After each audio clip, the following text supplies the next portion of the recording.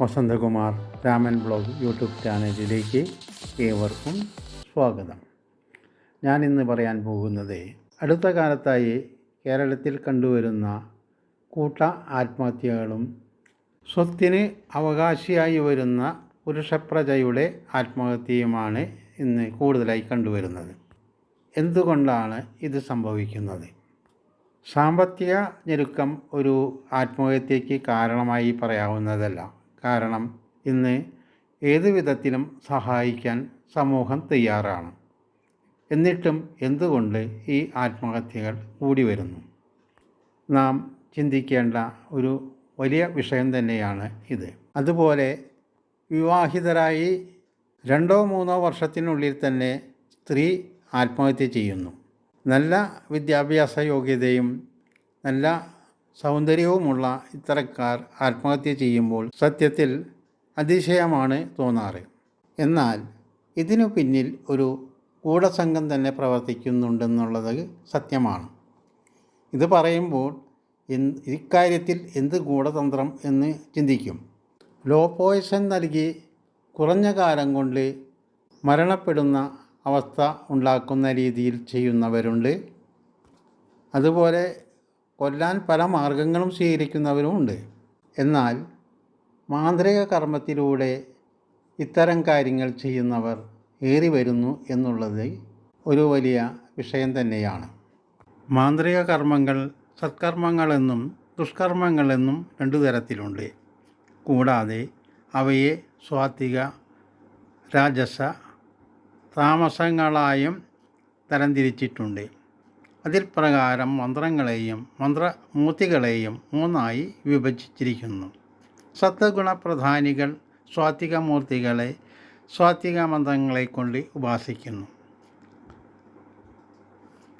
രജോ ഗുണപ്രധാനികൾ രാജസമൂർത്തികളെ രാജസമന്ത്രങ്ങളെ കൊണ്ട് ഉപാസിക്കുന്നു. തമോ ഗുണപ്രധാനികളാവട്ടെ തമോ ഗുണമന്ത്രങ്ങളെ കൊണ്ട് താമസമൂർത്തികളെ ഉപാസിക്കുന്നു. ഇവ ഓരോന്നിനും പ്രത്യേകം ഉപാസനാക്രമങ്ങളും ഉപാസനാവിധികളുമുണ്ട്. മനുഷ്യശക്തിയെ അതിജീവിച്ച് വന്നു ചേരുന്ന അനുഭവങ്ങളെ ദൈവഗത്യ അങ്ങനെ വന്നു ഭവിച്ചു എന്ന് ഭൂരിഭാഗം ആളുകളും പറഞ്ഞു വരുന്നു. ചിലർ ആ വിശ്വാസത്തെ തള്ളി പറയുന്നുണ്ടെങ്കിലും ഭൂരിഭാഗം പേരും ഇന്നും വിശ്വാസികൾ തന്നെ. മന്ത്രോപാസന വിധി, പുരസ്വരണ വിധി, യന്ത്രലേഖന വിധി, പ്രയോഗവിധി ഇങ്ങനെ 4 ഭാഗങ്ങൾ കൂടിയതാണ് ഒരു തന്ത്രഗ്രന്ഥം. ഗ്രന്ഥത്തിൽ നിരവധി മന്ത്രങ്ങളെക്കുറിച്ച് പ്രതിപാദിക്കപ്പെട്ടിട്ടുണ്ടെങ്കിലും ഒരു ദോഷവുമില്ലാത്തതും എളുപ്പത്തിൽ സിദ്ധി വരുന്നതുമായ മന്ത്രങ്ങൾ കണ്ടുപിടിച്ച് ഉപാസിക്കുന്നതിന് വേണ്ടിയാണ് ഇത്രയധികം വിധിച്ചിരിക്കുന്നത്. ഇതിന് ഗുരുവിൻ്റെ സഹായം തേടാവുന്നതാണ്. ശാന്തി, വശ്യം, സ്തംഭനം, വിദ്വേഷണം, ഉച്ചാടനം, മാരണം എന്നിങ്ങനെ 6 വിധത്തിലുള്ള മന്ത്രപ്രയോഗങ്ങളെക്കുറിച്ച് തന്ത്രഗ്രന്ഥങ്ങൾ പറയുന്നുണ്ട്. ഷഡ്കർമ്മങ്ങൾ എന്നാണ് ഇതിന് പറയുക. ഇങ്ങനെ പറയപ്പെട്ടിരിക്കുന്ന സാത്വിക കർമ്മങ്ങളിൽ നിന്നുള്ള ഫലങ്ങൾക്ക് ചില പ്രത്യേകതകളുണ്ട്. ശാന്തി കർമ്മങ്ങളെന്നാൽ ഭയം, രോഗം, ദാരിദ്ര്യം, ആഭിചാരദോഷം, ബാധാദോഷം എന്ന് പറയുമ്പോൾ പ്രേതബാധ തുടങ്ങിയ ബാധകളെക്കുറിച്ചാണ് അത് പ്രതിപാദിക്കുന്നത്. കൂടാതെ പാപമോചനത്തിനും ശാന്തികർമ്മം വിനിയോഗിക്കപ്പെടുന്നു. എന്നാൽ രാജസ താമസ കർമ്മങ്ങളെപ്പറ്റി ഷഡ്കർമ്മ വിഭാഗത്തിൽ ആചാര്യന്മാർ വിവരിച്ച് പറഞ്ഞിട്ടുണ്ടെങ്കിലും അത് പാപപരങ്ങളാണെന്നും തൻ്റെ ഉപാസനാമൂർത്തിക്ക് ഹാനികരമാണെന്നും അവർ തന്നെ പറഞ്ഞിട്ടുണ്ട്.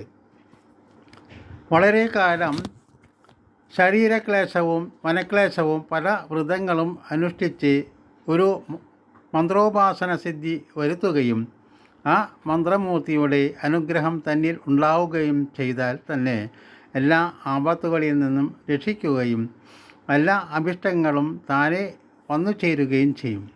കൂടാതെ നിസ്സാര കാര്യത്തിന് വേണ്ടി ശാസ്ത്രത്തിൽ കാണുന്ന പ്രയോഗങ്ങൾ ചെയ്യുകയും തുച്ഛമായ പ്രശസ്തിയെ ആഗ്രഹിക്കുകയും ചെയ്യുന്നത് തൻ്റെ ഉപാസനാമൂർത്തിയെ കൊണ്ട് വൃത്യവേലകൾ ചെയ്യിക്കുന്നത് പോലെ പാപകരവുമാണ്.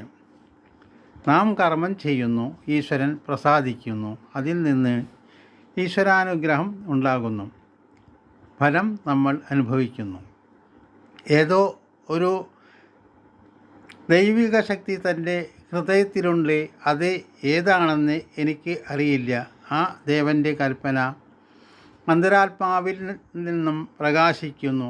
ആ കൽപ്പന ഏതോ അതനുസരിച്ച് ഞാൻ ഓരോന്നും ചെയ്യുന്നു. അപ്രകാരം ഉറപ്പിക്കാൻ കഴിഞ്ഞാൽ നമുക്ക് വേണ്ടുന്ന ഹിതാഹിതങ്ങൾ അറിഞ്ഞ് ഏതൊരു ഫലമാണോ അപ്പോൾ അനുഭവയോഗ്യമാകേണ്ടത് അതനുസരിച്ച് പ്രവർത്തിക്കാൻ നമുക്ക് സാധിക്കുന്നു.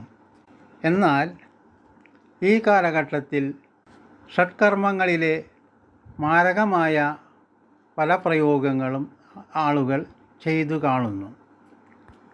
വൈശ്യകർമ്മം എന്നാൽ ഒരാളെ സ്വാധീനിച്ചുകൊണ്ട് ആ ആളെ തൻ്റെ ഇഷ്ടത്തിനനുസരിച്ച് പ്രവർത്തിപ്പിക്കുക എന്നുള്ളതാണ്. അത്തരം കർമ്മങ്ങൾ ഇന്ന് സർവ്വസാധാരണമാണ്. സ്തംഭനം എന്നത് വളരെ ദുരിതങ്ങളെ പ്രദാനം ചെയ്യുന്ന ഒരു ക്രിയയാണ്. ഒരാളെ സ്തംഭിപ്പിച്ച് എഴുന്നേറ്റ് നടക്കാൻ പറ്റാത്ത വിധത്തിൽ സ്തംഭിപ്പിച്ച് കെടുത്തുക. കൂടാതെ ഓരോ അവയവങ്ങളെയും സ്തംഭിപ്പിക്കാൻ ഈ കർമ്മങ്ങൾ കൊണ്ട് സാധിക്കും. നടക്കാൻ പറ്റാതാകുക, കൈയനക്കാൻ പറ്റാതാകുക തുടങ്ങി പലതും ഈ കർമ്മങ്ങളെ കൊണ്ട് സാധിക്കും. വിദ്വേഷണം എന്നത് ഒരു കുടുംബത്തെയോ അല്ലെങ്കിൽ ഒരു വ്യക്തിയെയോ സമൂഹം വെറുക്കപ്പെടുന്ന ഒരു ദുർബാധ കർമ്മം കൂടിയാണ് വിദ്വേഷണം. അതുപോലെ ഉച്ചാടനം എന്നതും നാട്ടിൽ നിൽക്കാൻ പറ്റാതെ നാട് വിട്ട് ഓടിപ്പോകുന്ന ഒരവസ്ഥയെ സൃഷ്ടിക്കുന്ന ഒരു ദുഷ്കർമ്മം കൂടിയാണ് ഉച്ചാടനം എന്നത്. മാരണം എന്നത് വളരെയേറെ ദുരിതങ്ങൾ ഏറ്റുവാങ്ങേണ്ടി വരികയും തന്മൂലം ദുരിതപ്പെട്ട് മരിക്കാൻ ഇടവരുകയും ചെയ്യുന്ന ഒരു ദുഷ്കർമ്മമാണ്. സർവ്വസാധാരണമായി വൈശ്യകർമ്മത്തിലൂടെ ആഗ്രഹിക്കുന്ന കാര്യങ്ങൾ സാധിപ്പിച്ചെടുക്കുക, തൻ്റെ ഇംഗിതത്തിനനുസരിച്ച് പ്രവർത്തിപ്പിക്കുക തുടങ്ങിയവയാണ് വൈശ്യകർമ്മത്തിലൂടെ മിക്ക ആളുകളും ചെയ്യുന്നത്. തൻ്റെ ഇഷ്ടത്തിന് വിരുദ്ധമായി വരുന്ന പക്ഷം അവർ മറ്റുള്ള കർമ്മത്തിലേക്ക് നീങ്ങുന്നു. പ്രവാസികൾക്കാണ് ഇത്തരം കർമ്മത്തിൻ്റെ ദുരിതം ഏറ്റുവാങ്ങേണ്ടി വരുന്നത്. ഭർത്താവിനെ ചൊൽപ്പടിക്ക് നിർത്താൻ ഭാര്യമാർ ചെയ്യുന്ന ഒരു കർമ്മം എന്ന് പറയാം ഇതിനെ. അതുപോലെ ഭർത്താക്കന്മാരും അപൂർവം ഇത്തരം കാര്യങ്ങൾ ചെയ്യാതില്ല. അത്തരക്കാരുടെ ഇഷ്ടങ്ങൾക്ക് വിരുദ്ധമായി വരുമ്പോഴാണ് മറ്റു കർമ്മങ്ങളിലേക്ക് വരുന്നത്. സ്തംഭനം ചെയ്തു കഴിഞ്ഞാൽ ഈ ആൾ കെടുപ്പിലാവും. അതോടെ എങ്ങനെയാണ് ഇല്ലാതാക്കുക എന്നുള്ള ചിന്തയായി. സ്തംഭനത്തിലൂടെ കെടുപ്പിലാകുന്ന രോഗിക്ക് ലോ പോയ്സൺ നൽകി പലതവണ ആവർത്തിക്കുമ്പോൾ ഒരു സ്വാഭാവിക മരണം പോലെ കാണുന്നു. പൊതുജനത്തിൻ്റെ കാഴ്ചപ്പാടിൽ രോഗമായി കിടന്ന് മരണപ്പെട്ടതായിട്ടാണ് തോന്നുക. എന്നിട്ടും മരണപ്പെടാതെ വരുന്ന പക്ഷം വിദ്വേഷണം എന്ന കർമ്മത്തിലൂടെ എല്ലാവരും വെറുക്കപ്പെടുന്ന അവസ്ഥയെ സൃഷ്ടിച്ചെടുക്കുക. എന്നാൽ ആ രോഗിയെ സംബന്ധിച്ചിടത്തോളം ആരോഗ്യം ക്ഷയിച്ച് മാനസികമായി തകർന്ന് ശാരീരികമായി വല്ലാത്ത ഒരു അവസ്ഥയെ നേരിടുമ്പോൾ എങ്ങനെയെങ്കിലും മരിച്ചാൽ മതി എന്ന തോന്നലുണ്ടാവും. എന്നാൽ അത്തരക്കാർ ഒരിക്കലും ആത്മഹത്യ ചെയ്യില്ല. കാരണം അവരുടെ മാനസിക നില അത്രമാത്രം ശക്തമായിരിക്കും. ഇത്തരം കർമ്മങ്ങൾ വ്യക്തിയെയോ വ്യക്തിയുടെ കുടുംബത്തെയോ ബാധിക്കുന്ന തരത്തിലായിരിക്കും ഉണ്ടാവുക. മിക്കവാറും സംഭവങ്ങൾ സ്വത്തിനും കാമത്തിനും വേണ്ടി പ്രയോഗിക്കപ്പെടുന്നവയാണ്. ലോ പോയ്സണിലൂടെ കൊല്ലപ്പെടുന്ന ഈ സംഭവങ്ങൾ മിക്കവാറും ആത്മഹത്യയായിട്ടാണ് പൊതുജനം കണക്കാക്കുന്നത്. അവരുടെ സാമ്പത്തിക ഭദ്രത കുറവും പൊതുജനങ്ങളുമായിട്ടുള്ള അവരുടെ അടുപ്പക്കുറവും ഇത്തരത്തിൽ പറയാൻ ജനങ്ങളെ പ്രേരിപ്പിക്കുന്നു. മനസ്സിനെ ചഞ്ചലപ്പെടുത്തുന്ന ഇത്തരം മാന്ത്രിക പ്രയോഗങ്ങളിലൂടെ പലതരത്തിലുള്ള അപകട മരണങ്ങൾക്കും കാരണമാകുന്നുണ്ട്. ഒരാളുടെ ഉയർച്ചയിൽ മറ്റൊരാൾക്കുണ്ടാകുന്ന അസൂയയും ഇത്തരം കർമ്മങ്ങൾക്ക് കാരണമാകും. വ്യാപാര വ്യവസായ രംഗത്തും ഇത്തരം കർമ്മങ്ങൾ ഏറ്റുവാങ്ങേണ്ടി വരുന്നവർ ധാരാളമാണ്. ഇത്തരം ദുഷ്കർമ്മങ്ങളെ കൊണ്ട് ദുരിതം പേറുന്നവരെ അറിയാവുന്നതുകൊണ്ടാണ് ഇപ്രകാരം മുന്നറിയിപ്പ് നൽകുന്നത്. ആരെയും കണ്ണടച്ച് വിശ്വസിക്കാതിരിക്കുക.